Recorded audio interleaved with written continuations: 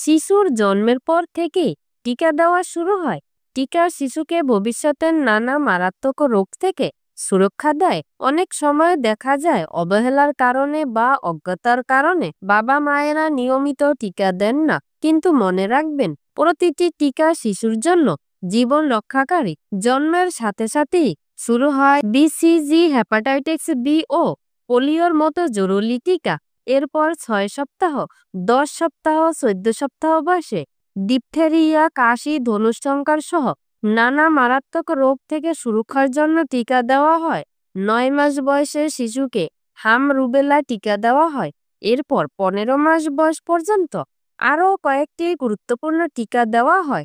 সাধারণত শিশুর জন্ম থেকে 5 বছর বয়স পর্যন্ত সব বাধ্যতামূলক টিকা সম্পূর্ণ করা খুব জরুরি, কারণ এই সময়ের টিকাগুলো শিশুদের জন্য সবচেয়ে কার্যকর ও সুরক্ষামূলক। তাই বাবা মায়ের দায়িত্ব হলো নিয়মিত টিকার সময়সূচি দেখে নেওয়া, কোনো টিকা বাদ না দেওয়া এবং টিকার কার্ড সবসময় সংরক্ষণ করে রাখা।